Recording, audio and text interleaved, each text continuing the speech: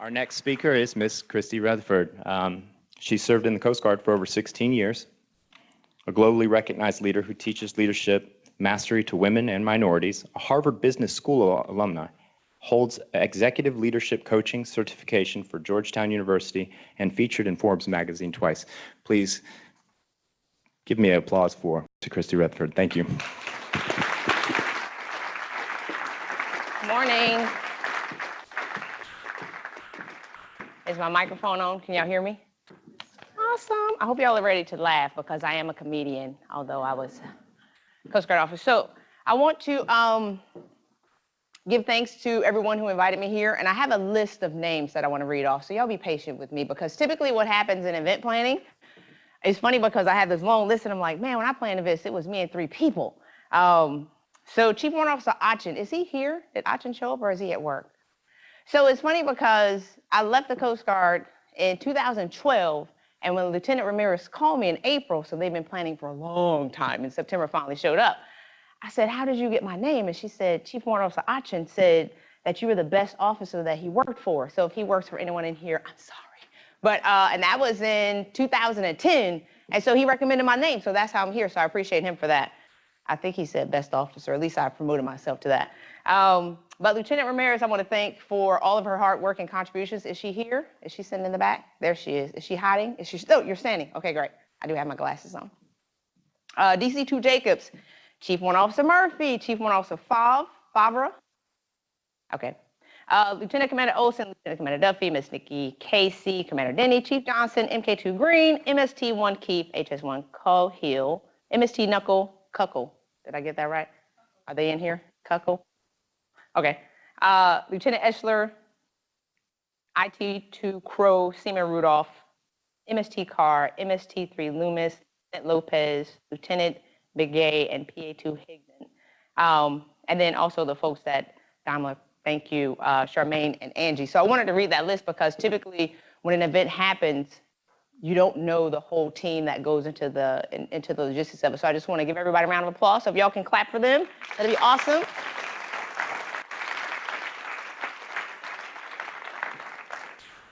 Did that go out? It would. I can crack jokes on the backside until it comes back up. Okay, great. So today we're going to be talking about 3 keys to unleashing your greatest potential. So I want you to look to the left and the right and the person beside you and say, you don't know who you're sitting beside right now. Did y'all say it? And if you have the opportunity to take notes, you're going to want to take some notes on this information. So if you have a piece of pen or a piece of paper, you can write in the back of the book that you have in your package. That'd be great. Everybody got a book that I wrote, we wrote actually collectively a couple years ago, and it's amazing. So I want y'all to grab that right quick.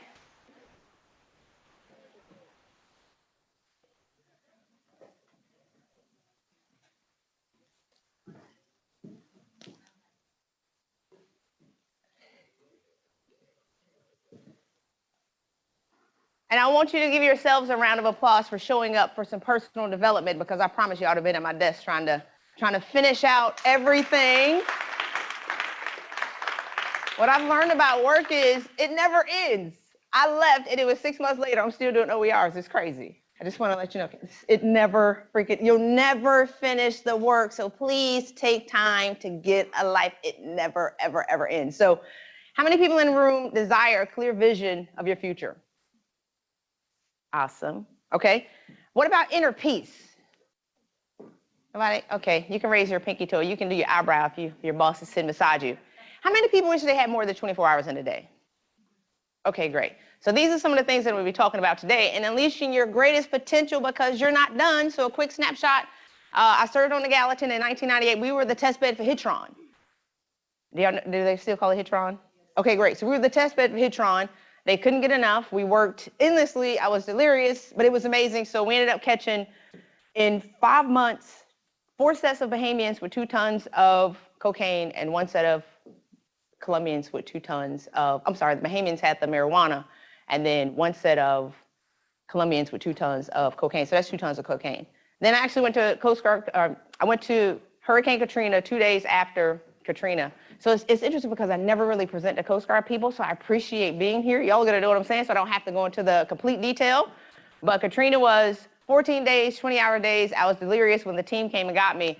They said I was talking the whole way in the back of the Tahoe, just saying, just stop at the Waffle House. And they know my name. They talked and they laughed at me the whole way back. But y'all know we saved 24,000 people that would have perished had we not shown up. I also spent 3 years working on Capitol Hill. So that's me in the back mean mugging. Y'all can see that, right? Because I actually worked on the investigative and oversight committee for the Coast Guard. So it was tough to be the investigative committee of your service. So as the congressmen are grilling our leaders, I'm sitting in the back with a straight face, and something happened. And I cracked a smile one day, and somebody said, you thought that was funny? Like somebody texted me and said, you thought that was funny? So that I had to mean mug the whole time I worked there.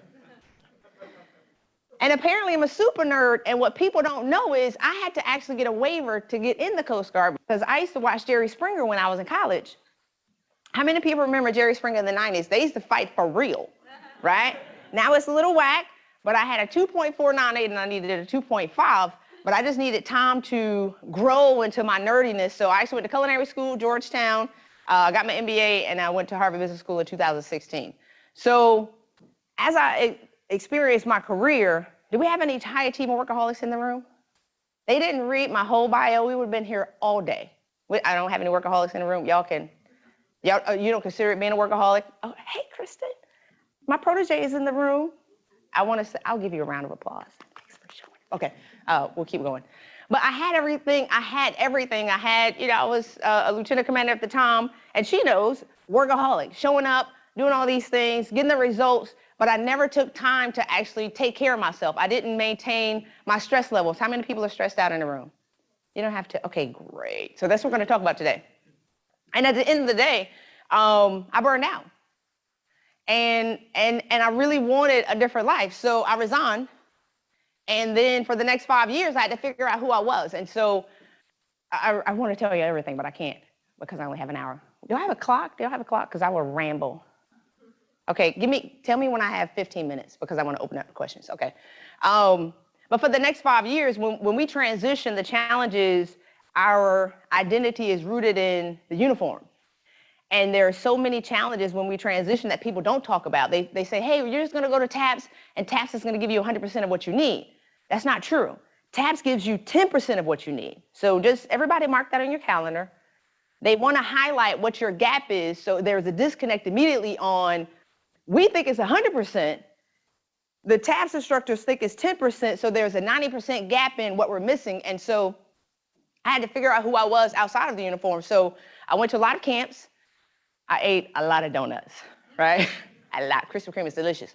And I also invested a lot of money into personal development and with some of the greatest leaders from around the world. And that's, I don't know if y'all know Les Brown, who's in the middle on the right here. And then right here is Frank Skanowitz, who's the founder of the Make-A-Wish Foundation. In the top left-hand corner, that's Mr. Don Green, who's the CEO of the Napoleon Hill Foundation. How many people know who Napoleon Hill is? Okay, so I'll give you all a quick. So that's the CEO of the Napoleon Hill Foundation. So Napoleon Hill he wrote a book called Think and Grow Rich in 1937. He also wrote a book called The 17 Principles of Success. So he studied 500 of the wealthiest people in the early 1900s. There is a roadmap to high achievement and success. So regardless of whether or not you know that there are 20 things that you should check off, so y'all may want to write that down, Think and Grow Rich. He studied Henry Ford, Thomas Edison, the Wright brothers, Wrigley Gum, JP Morgan Chase, or actually JP Morgan and Chase, right? These two different people. So the legacies and the common names that we have today, these are the people that he studied. And he said, what are the things that successful people do that unsuccessful people don't do? And he captured that information and put it in a book. So I became obsessed with success and winning. So I actually went to that and also graduated from Harvard. After 5 years of studying, I started writing books. So I wrote 5 books in 8 months. Which is impressive to most people except for Coast Guard people because y'all know that's how we roll, right? In 2016, I wrote 2 books and I got into Harvard and I called my friend for her birthday. Actually, one of our good friends, we met in the Coast Guard. And I said, I feel like I haven't done anything. Because when we get out, we work. The civilian world is a little different because we use like 10% of our capacity. I'm telling y'all. That's not what we're here to talk about today, but I said, I just feel like I haven't done anything. I got into Harvard and I just, it's not Coast Guard worthy. And she said, Chrissy, you did 2 books, right? I was like, oh yeah. So I'm going to do 4. It was November. I wrote another 2 in 16 days and I had 4 books before the end of the year. That's something that we can be proud of.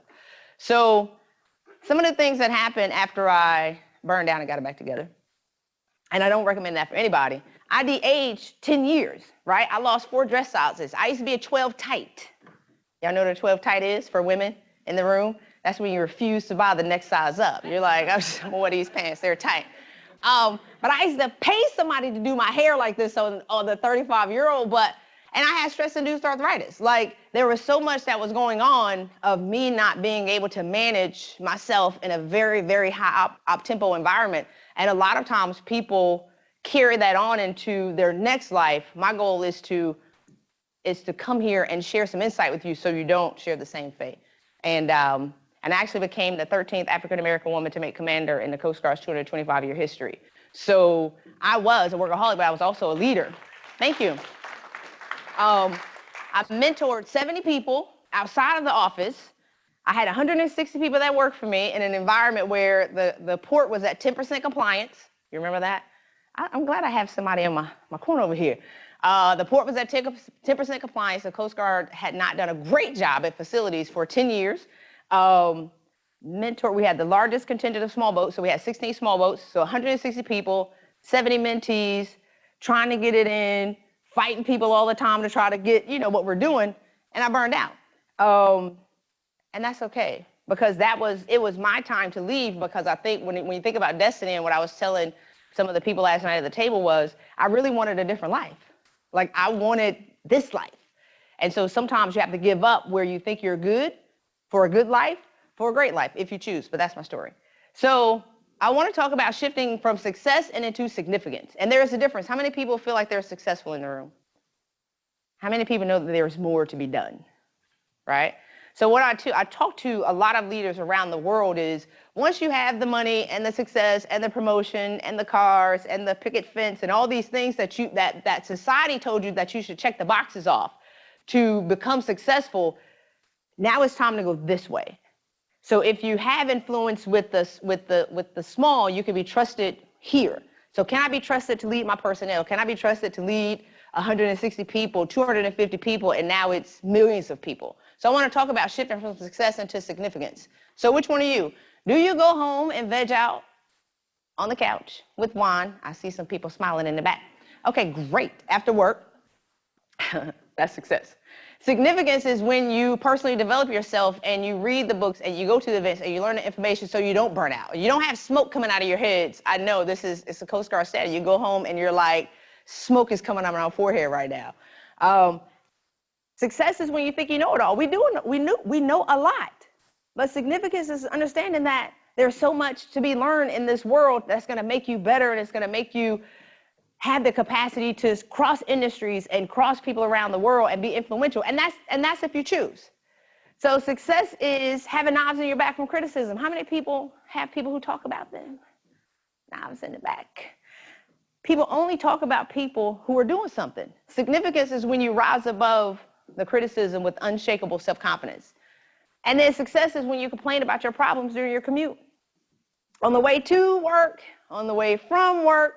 Significance is listening to audiobooks and podcasts so you can actually solve some of the challenges that you're complaining about. So I want to let everybody know that it's never too late to live the life that you desire. Y'all don't like that video in the back? Y'all don't want to laugh? It's okay to laugh. It's early. They got me on here early. Okay, I'll switch from Beyonce. So 3 things we're going to talk about. The 3 keys that you must know, and that is small on this computer, and I got my glasses on. All right. So we're going to find out where you're investing your time, and we're going to reinvest that time. Get a clear vision of your future, and then learn how to say no. So how many people look like this? Except for the sister with the afro. I tried to get the guy to draw it right. But how many people give so much, and then you're just wondering when somebody's going to give me some oxygen, right? Because typically what happens with leaders is we serve. We volunteer. Thanks, Lieutenant Ramirez. We do a lot, and we're waiting for somebody to come back and pour in our cup, so we're actually exhausted. And if y'all haven't gotten to this level yet, how many people are above 40 in this room? Okay, great. 35. All right, so then everybody who's 34 and younger. Okay, okay, so y'all remember this. Remember, this, like, lock this in your brain, because this is what happens as you ascend in leadership. You start to give. Give me the 35 and above again. Do y'all agree that this is true sometimes when you're tired and you give? Because as leaders, everybody wants your time. You're a leader in your organization. You're a leader in your family. You're a leader in your community. And people are calling, and you're just saying, I want you to lose my number. I mean, I like you though. I mean, to have 70 mentees, my mentees would call me at 6:30 in the morning on a Sunday, Friday night at 11:30. I'm out at the party. I worked hard, right? And I have to walk outside to be like, okay, so what do you need, right? OER season was amazing because now it's 70 people that need their OERs done. But I want y'all to write down 2 people who are exhausting you right now. And if it's social media for you, y'all don't have that? Okay, so maybe it's the 35 and above people. So just write down 2 people who are exhausting you right now. How many people do you have conflict? Who do you argue with? Who's just, even if you have conflict in your family, is it worth it to argue with them all the time? You're like, and they never change. How long have you been had the same conversations with people and they stay the same? One of my clients, actually, she's drowning. That's okay. That's the most successful women. Over 35. Something happens at 35. I'm telling y'all, it's something that clicks. And she's drowning with 5 friends. So everybody's drowning. And so she will work diligently to get one of her friends out of the ocean and put her on dry land. And then she's proud of herself. But what happens with the lady that's on dry land? Do y'all know? She gets lonely and she jumps back in. So here you spent all your time trying to save people who don't want to be saved. Do y'all have friends and family like that? Am I the only person who used to try to save people? So if you are stressed out, if you choose to admit it to yourself, I did not. I was like, no, it's nothing. I got smoke coming out of my head, red flags. Oh, no, I'm good. No, I'm good. It was not okay. But if you choose to reinvest that energy in yourself, at a certain point, I had to clip all of the energy that I was giving out, because I'm laying on the ground, I'm laid out, and people were still calling me. I needed to be needed. And sometimes in leadership, we want people to validate us. We want to be needed, and we'll create a situation that will exhaust us. Is anybody in that situation right now? Like, I need people to need me, and you create the very same thing that will cause your destruction. So before you're laid out, just say, when somebody calls, how many people have people who call them, and when you see their name on the phone, you do that? Oh my God. Because you already know when you get on the phone, they're going to dump on you. And you're like, hello? Yeah. Oh, I understand. Oh my goodness. Oh, blah, blah, blah, blah, blah. You were having a great day. They were having a crappy day. They called you. Now you're having a crappy day.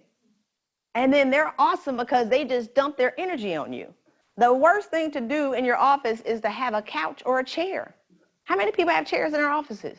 And people come and they flop down in it and they start dumping all their problems on you. Get that chair out of your office. Right? Because then you become this therapist. Don't have a comfortable chair. Don't have a couch.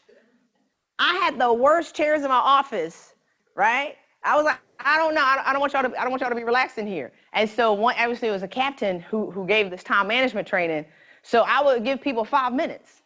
I would say, you got 5 minutes. Like, what do you want? And I would put the clock behind me and start it. So as they were talking, I would be like this.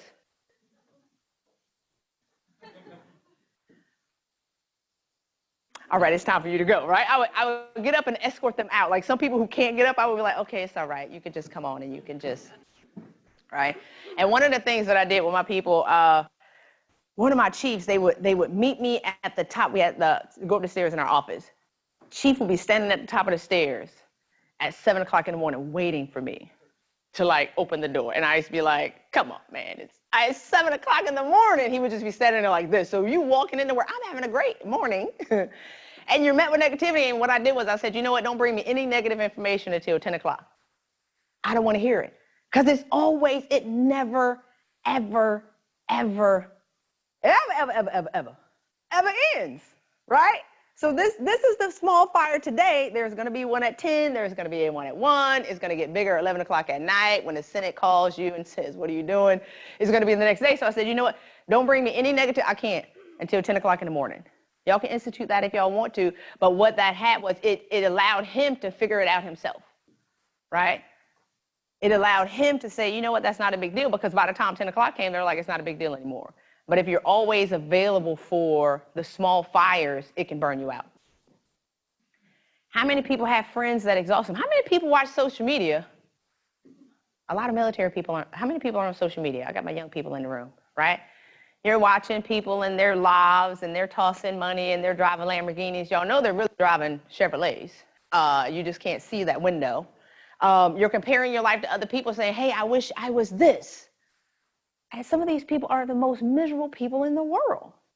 So depression has increased because the comparison, we're comparing our lives to people. Do you know how many pictures I have to take to get the one that I actually post? Y'all know what I'm talking about. Like, y'all do it too, right? You have to imagine sometimes we're comparing our lives to people, thinking that we're missing out on something, but what we're really missing out on is the best time of our life, and we'll stay present on it.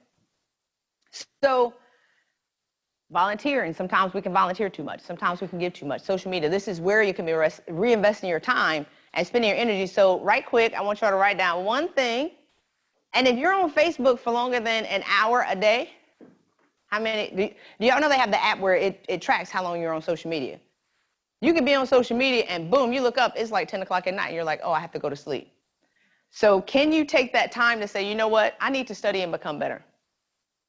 If you're having challenges in your, communicating with people, How to Win Friends and Influence People. Amazing audiobook.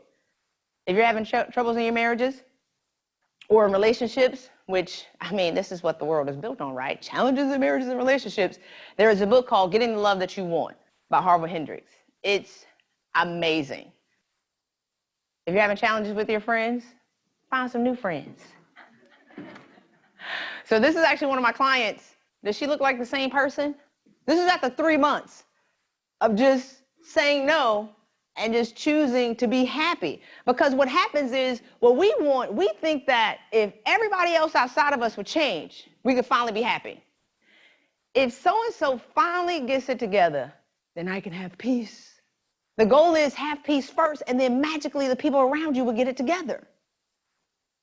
Dr. Wayne Dyer said, if everybody else had to go to a psychiatrist, or he said, if everybody else had to be healed and whole before you became happy, you would have to send the whole world to the psychiatrist. So we're always looking, and we're taught this by society because happiness is not profitable.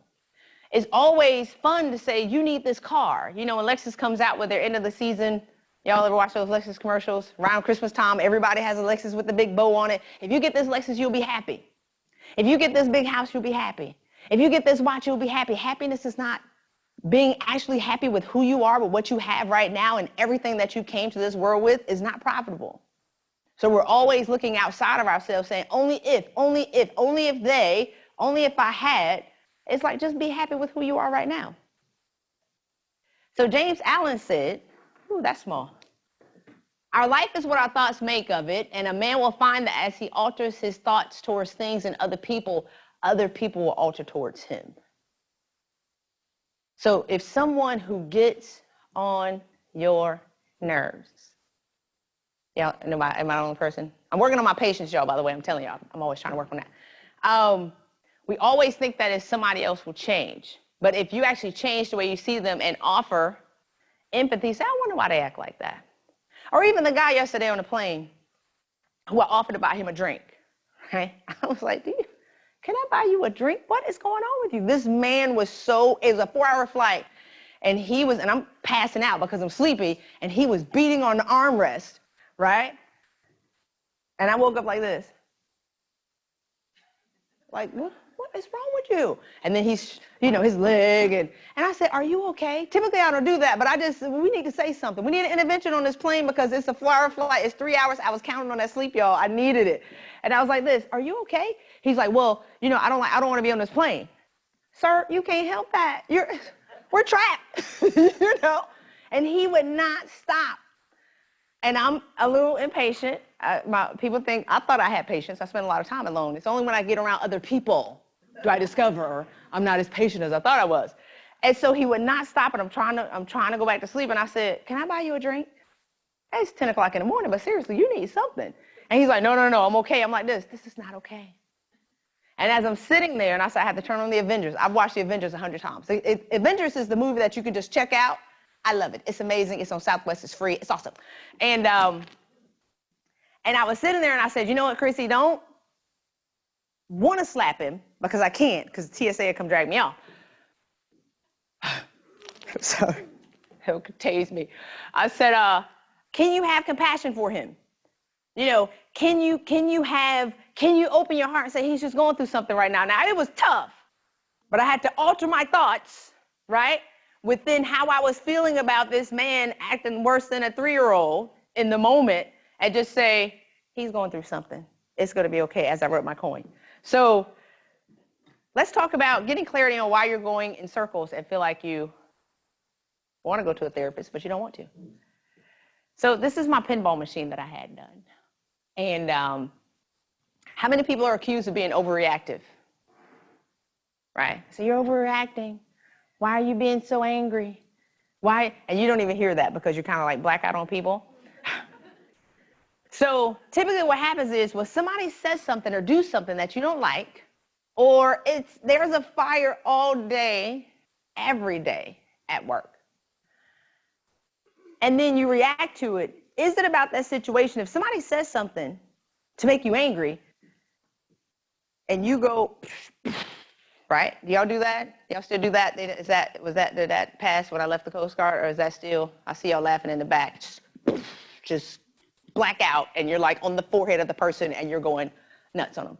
Oh, sometimes what happens is not that situation, it's the other 20 things that you have not managed along the way, or the last 10 times that we talked about this, or the past 20 people that did this. And so let's say somebody says something, it's like a pinball, and then it goes up. Don't let your parents like do something. That's 600 points, right? And then you go over to your coworkers, and then you got your boss who said this, you know, your previous 5 bosses had the same judgment on you. And then you go into a relationship, and then when you get around family, if some people have negative people in their family who always say what you can't do, and bing, bing, bing, bing, bing, so now you got 12,000 points, and you're passed, and it wraps around, and don't mess around and have a divorce, because it swirls around that one like 20 times. And now you have somebody who deserved a 10-point response. You're like, no, that's not true. But then you bring the hammer and the sledge of everything that happened in the past, and you go off on them, and they're standing there like, it's not that serious. You're like, yes, it is. And that makes you even angrier, because that's going to come around somewhere. That's going to be considered a naysayer, and it's going to ping, ping, ping, ping, ping. Do y'all know what I'm talking about? Okay, great. I'm not the only person in this room that has this. So the goal is, what are some of the things that you can let go of, right? Who do you need to forgive? So we're going to work on some of these things. Actually, I had, between now and April when they had my bio, it's been 3 Forbes articles. Awesome, right? And the last Forbes article, I really wanted to talk about some of the easy things that we can do to get to the next level. So everybody that I work with, and even the 70 mentees that I had, so 90 to 95% of the African-American commanders and lieutenant commanders in the Coast Guard, I mentored them, right? And I say that with a straight face, on camera. Y'all can call them and ask them. You be like this, yeah, she a little special though. But success and getting people to the next level is what I do. So now I do that. The game is the same. Leadership, the same thing, the leadership, phenomenal things in leadership, and also the leadership dysfunctions that we have are prevalent around the world and in different industries. And this is why I talked about Napoleon Hill, because you're going to see the same things that you see in the Coast Guard are the exact same things that you're going to see in trucking. You're going to see that in Malaysia. You're going to see it in Hong Kong. You're going to see it in Singapore. But at the very core of everything that we talk about is you. Y-O-U. And the only person that if you become a better person, you become a better leader. But most people want to polish their leadership facade, the commander or the petty officer or the chief. But what about the person, right? So if the person doesn't take care of themselves. So meditate 5 minutes 3 times a week. How many people in the room meditate? Yes, yes, yes, yes, yes. Okay, great. So some people think that meditation is foo-foo. And when I was stressed out, I tried to go do yoga and they're lighting incense and they're chanting and it was weird. And my hair was smelling like smoke when I came out. And I'm like, I don't like this, right? But meditation is just, you can do it for 5 minutes. It is the single most, how do I want to say this? Contributive factor to high success. All of my clients who meditate 5 minutes, 3 times a week, get promoted. One of my clients got promoted over her boss's boss in 3 months. Bananas, right? Meditation. So they have apps. Like some people, there are free YouTube videos. It's 5 minutes. It's just bringing you into yourself. It's, you know what, I'm going to calm down. How many people know somebody who had a heart attack or a stroke and they were under 40 or 45, right? It's just simple stress management. They weren't managing their stress and then they had a stroke or a heart attack. And so sometimes it takes those things to significantly change your life, but we shouldn't all have to fall into detriment before we choose to take care of ourselves. So they have it on YouTube. They have apps for them. My favorite is Relax and Rest. And Captain Downey was laughing at me last night because I sent everybody CDs. Like when I found meditation, I sent all my mentor CDs and my mentees. How many people remember what a CD is? Y'all got to help me here. Okay, great. Now they have MP3, so I email it to them and I'm like, hey, it's 5 minutes. So you just come into yourself. And what I used to do with my guys in Port Arthur, when somebody made me mad, I was like, you know what I'm gonna do? Because in this moment I can't. Like I'm not rational. How many people know when they're not rational? Will you admit? Okay, great. So in that moment when somebody says something, I'm gonna go meditate. I'll be right back. And I walk in my office, right? And I would come back out and be like, okay, so tell me what's going on, right? So in that 5 minutes of somebody just hijacked your brain, and it's actually a clinical definition, it's called the amygdala hijack, so it's real. When somebody hijacks you, and in that moment, you know you're not rational. And it's easy to scream on people. It's easy to not, but can you really hear the problem? And can you give a solution to the problem if your brain has been hijacked? See, I've done this already, you know what I'm gonna do. And my guys would be like this, here she goes again, right? And I will walk in my office and I will come back out, so tell me what's the problem. And so now we can have the conversation about it. I can fully get all of the details and now make the right decision, and I can maintain, even though it looked a little squirrely, right, for me to say I'm gonna do it, after a while they caught on to it. I need to be able to be the leader that you expect of me. I need to be the leader to make the tough decisions so somebody doesn't die, right? When a tank explodes and everybody wants to run and go see the tank that exploded and everybody can't do that. I love to tell Coast Guard stars, I'm not gonna do that. But how many people work out at least 3 times a week? We have weight standards, we have to, so I don't have to put that in there for y'all. How many people sleep 8 hours 3 times a week? Awesome. Sleep is amazing.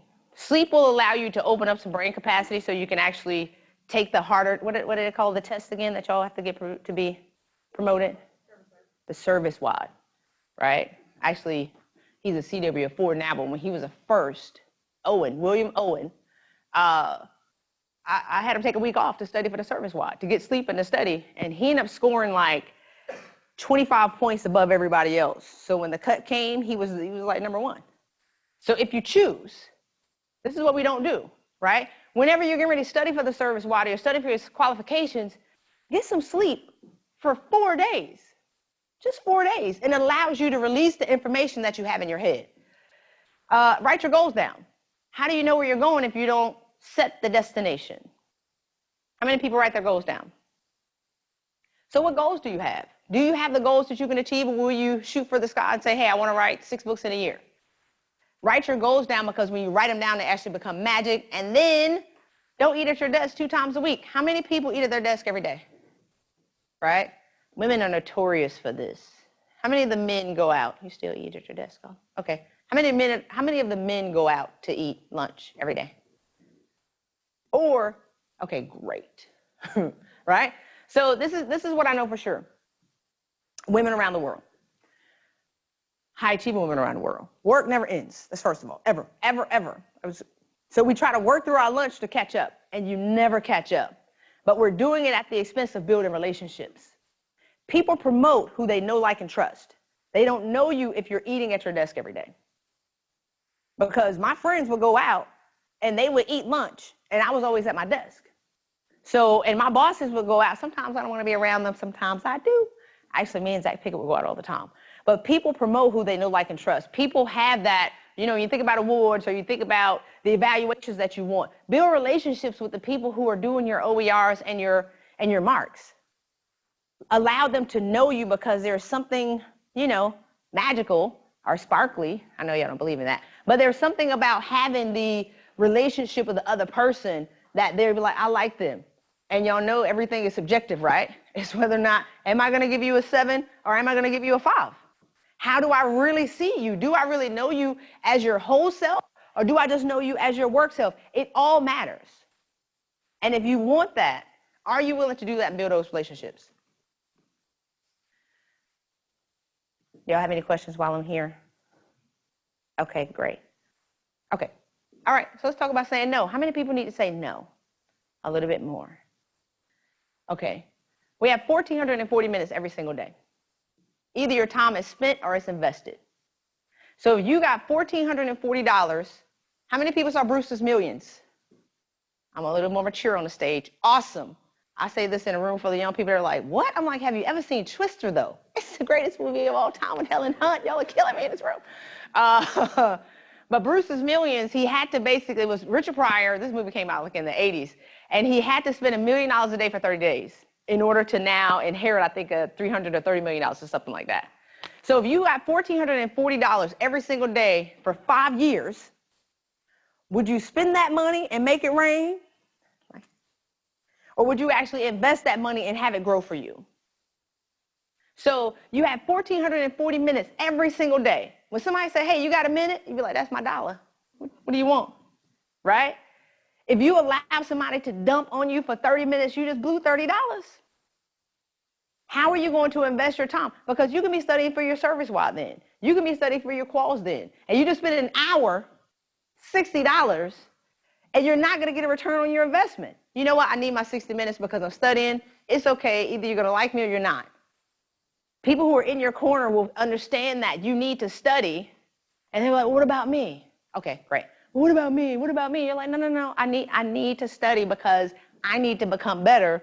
Because if you miss that cut, or if you don't get the marks that you need, then you don't go where you want to go. And it all unravels because we're so busy spending time in things that don't matter.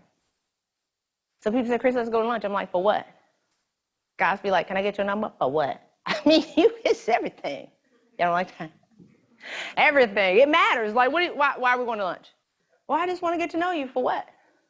What are we going to do? I'm going to invest an hour. And it's not about what am I going to get out of it, but how are we going to become better? Are we just going to blow $60, or are we going to share some information that's going to make us better? Am I going to get a return on my investment? So I want y'all to start to think of your time as your investment. Pareto principle, and then I'll run through and I'll open up for questions. How many people have heard of the 80-20 rule? Okay, great. I wish I would have known this back in the day. 20% of what you do yields 80% of your results. The problem is we spend 80% of our time doing the things that gives us 20% of our results.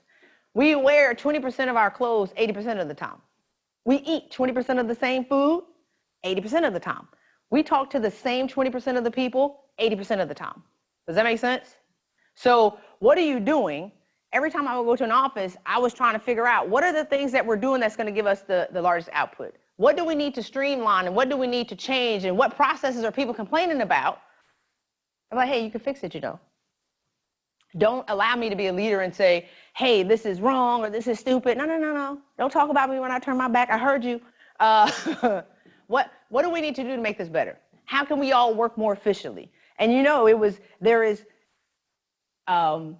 challenges and chaos when you come in to make change, right? Like, I don't like to make change to make change. I like change to make us easier, because if we can work smarter, then we can get this output 300% more without complaint, because now everybody's working efficiently. So what are 2 things that you're doing right now that's giving you the greatest result? I want y'all to write them down. What are the 2 things? What's your 20%? what are the 2 things that you do that gives you your greatest output? And then what are the 2 things that you do that aren't yielding any results at all?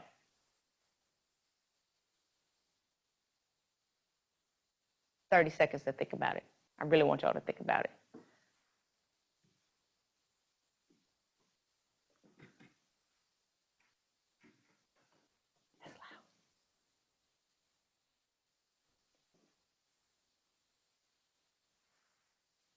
Because if 20% gives you your 80% output and you want more than 24 hours in a day, this is about understanding that your time is money. Become very intentional about your time, right? It's not about being stingy or selfish with your time. It's very intentional. And if you can figure out the 20% that's giving you the 80% output, and then the 80 that's only giving you 20, take 20 from that 80 and bring it over here. Now you have 40% that's giving you 160% return. Does that make sense? So everything is about reinvesting your time and figuring out and becoming comfortable with telling people no. So my friend asked me, he said, "Christy, how can, you're speaking, you're doing all these things and you travel. How can you be selfish and live your dream?" That's oxymoron. How can you be selfish about your time and do what you always wanted to do? I said, well, successful people call it discipline, right? The people who are doing what they want to do, the people who are making it happen, the people who are doing everything that they dreamed of, the big goals, not just the goals that you think you can achieve, the outrageous goals. Call it discipline. The people who are unsuccessful and not living their dreams, because he and I have been talking about speaking. We talked about writing books. I wrote my first book, I think in 2015, 2016. He still hasn't written a book. I've written 8. I've written 13. I published 8. I got the outline for another 100. He says, well, how can you become selfish? I said, selfishness is for people who continue to blame everybody else and wait for the perfect moment to become who they're meant to be. People who are successful and disciplined, we call it discipline. So you calling it selfishness doesn't tell me who I am. It's telling me who you are. Does that make sense? So are y'all willing to become, and this is only if you want to get to the next level. If you don't, if you want to stay where you are, fine. But if you want more in your life, can you become disciplined in your time and your actions and your behavior to actually get you to where you want to be? Can you become disciplined and say, you know what? I like you, girl. I like you. But I don't have 30 minutes to listen to your problems. I don't. I have to study for the service squad. I mean, can you tell your friends who've been complaining about the same things for 3 weeks, I like you. You my homie. I do. But I don't have an hour to listen to you talk about this anymore. Let's talk about moving forward, because I got to write my OER, right? So that's Kelly. How many people agree that Kelly looks differently? She looks, in 2010, and this is about a year of us working together. Kelly started really living at 60. So it's never too late. Right now, Kelly lives in an RV. That was her dream. She wasn't, she's actually writing a book, and she's speaking about it. But she was a whipping boy for her family her whole life. Kelly's now a leader in her family. Kelly now has peace. She does everything that she wants to do. Kelly didn't, her challenge was when we started working together was she couldn't keep a job. And now she's 60, unemployed. Kelly worked in tech, right? The tech space as a more mature person. She's gotten $24,000 in a raise, 4 bonuses over $5,000 each. The company went public. She got preferred stock options. She got stock. Her bosses say, we just want you to be happy, right? Because she started to harness her energy and become happier, she became now that person of peace for the CEO and the president. How many people want to be the person of peace that 2 people can count on? Her bosses hired 2 people under her to manage the politics in the office so she can be just that peace and serenity. And she goes on vacation, they pay for 2 personal development conferences a year. She's checked off 50% of her bucket list. She went to Australia, all, calamities and everything broke off in the office. When she left, she came back. Everybody's angry because nobody likes people who goes on vacation. How many people know that? You go on vacation for a week, for heaven's sakes. The office implodes and everybody goes crazy and you come back and you're like, I feel guilty for taking time for myself. And they were talking about it. Her bosses said, I said, it doesn't matter what they said. What did your bosses say? They said, did you have fun? Right? So if you can become disciplined in taking care of yourself, you can be so much better for everybody else. And that's all she did. If it pops off at Christmas, she said, I'm not coming to y'all for Christmas. I like my family though. But this Christmas, I already know what's going to happen. We're going to get into an argument. Somebody's going to get dramatic. Stuff is going to be thrown. And then everybody's going to be miserable. You know what I'm going to do for Christmas? I'm going to go to a cabin and be by myself. Do y'all see the way she looks though? I mean, can y'all see the difference? Right? That's discipline. So I want to leave those with y'all. Choose, if you choose, I recommend it, to go to some women's groups or some just or networking groups. They have these things on Eventbrite, but invest your time and build your reputation and your credibility outside of the industry, right? And why does that matter? It matters, I'll tell y'all, and I want to get this for you though. On your own time and on your own dime. Because so many times we're waiting for somebody to invest in us. Have the desire to invest in yourself to become better. Grow your reputation in the Coast Guard because reputation matters, and outside of the Coast Guard. Because everything that you're doing and the challenges that you're having, somebody else has seen it already. And people outside of the industry can be able to give you that feedback that you really need. So many people are drowning, afraid to really say what's going on because we don't know who to trust. And I don't know if I can trust them, or are they going to tell it on me? But people who don't know you, they don't know you. Civilians don't know the difference between a corporal and a commandant. Y'all invite me back, we'll talk about that. I mean, they don't care, right? So if you go out and you talk to somebody, say, hey, these are the challenges that I'm having. They say, I've seen that already. Let me help you with that. Oh, that's going to be okay. Let me give you three ways to get out of that. So on your own time and on your own dime, Eventbrite has things that are going on in Portland, wherever you live, Seattle, all the time. Just choose to go out and talk and network to other people. And why is this important? When I resigned, it was okay. It was awesome. The first week I got out, I ended up going to headquarters, and they were like this. You did what? You need a job? I got offered 4 jobs in the first week that I got out, right?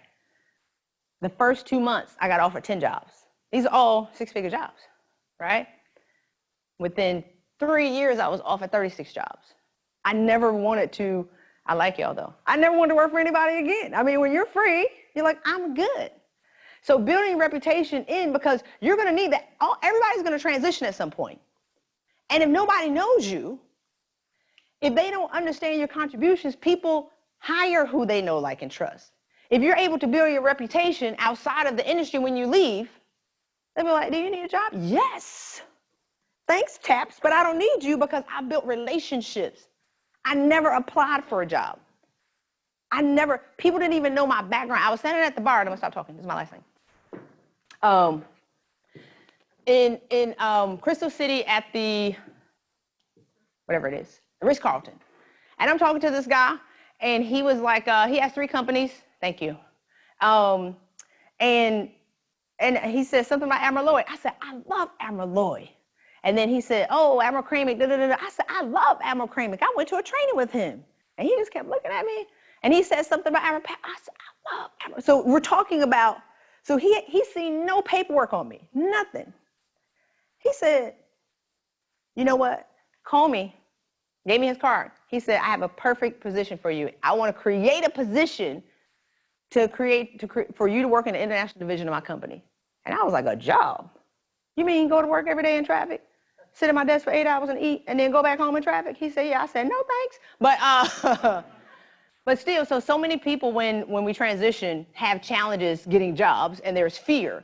But if you build your reputation in the Coast Guard and outside of the Coast Guard, the sky's the limit for you. So I want to open it up for 2 questions. If anybody have any questions, I would love to answer those for you. Okay. So I heard you talk about what I interpreted to say, like, cutting leeches out of your life, right? Yeah. And I think the people who know me, like, that's a big part. If I see that, I don't think I need this. I think I can hear. If I see someone's a leech, I'm like, I love you and I wish the best for you, but I'm cutting you out. Yep. You can no longer be a part of bad message around. Other people are like, oh man, that guy's like the worst, you know? Yeah. So it sounds like you engage in the same behavior, but do you have tools where it can be maybe like a middle ground, or tools to help say like, hey, I can take ownership, but I don't have to come across like. Well, when I first left the Coast Guard, I had to, so how to win friends and influence people, 6 times, audio. Y'all remember when Trinity flew the helicopter in the Matrix? And then she had to go and get it downloaded in her brain? How many people have seen the Matrix? I got a bunch of young people in this room. Y'all are killing me. I'm just playing.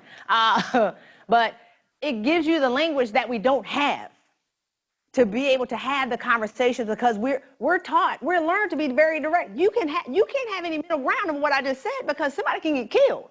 I need to be able to tell you exactly what to do. We have SOPs and lessons learned so nobody gets hurt. But when you get out, so many people speak very lucidly, and they don't really say what they mean. So we're very direct. People know that, right? So I used to be like this. I never want to talk to you again. It's gangster. Ever. Like, and I meant that. Don't call me. They would email me. I'd be like this. How many times do I have to say I never want to talk to you again? I'm not playing with you. But now it's just, if you, sometimes you could just fade away. Like a lot of times as leaders, we're the people that are engaged. You know, we engage. If you stop engaging, 60% will fall off right then, because you're the person that's always calling to check in. They never call to check in on you. We never define what friendship means to us. Friendship to me means, how are we going to get to the next level? How are we going to influence and impact other people? But if we're not talking about anything, I'm not talking to you anymore. So you could just say, hey, if you fade away and you stop calling, they'll get the message and they'll go away. But I used to be real gangster with, don't ever call me again. All right, one more question. But how to win friends and influence people 6 times on audio will change your life. That's when people that I didn't know started offering me jobs, when I listened to that. So the first 10 jobs were all coasties or former coasties. The next 26, and I stopped. I used to keep them for entertainment purposes. The next 30 to 40 job offers that I got were all from people that didn't know me. How to win friends and influence people made that happen. Did I answer your question, Dan? Yeah, I think you did a great job. Okay, thanks. Another question? Y'all got to get me while I'm here. Somebody got to have a burning question. I'm not walking off the stage till somebody have a question. I'm bumping into their time. Lieutenant Ramirez is about to come get me like Sandman. All right, thank you so much. Oh, wait. All right, so if you want to join my list, I send emails out once a week. I'm too busy to be sending out a lot of emails. Sometimes you join people's email list, they email, I'm not doing that. You can text USCG to 66866. So you just text the 4 letters to that number, and then you'll get my book, How to Get Unstuck and Make 2019 Your Year of Breakthrough. Thank you. Okay, everybody, give us a round of applause for Christy Rutherford. Thank you so much. On behalf of all of us, Christy, we'd like to present you with this plaque. Oh, yes. For our appreciation for you guys, for you coming out and speaking. Oh, so thank you so much. Appreciate it. Thank you so much. One more plug. Just if you haven't gotten the book, it is out there signed. All right, and you can pick up your free copy out there. Okay. Thank you. This is my best side. Hold on, we got to put my hair down. Perfect. I need my glasses so I can see y'all in the back. I can't see anything. Thank you so much. Thank you.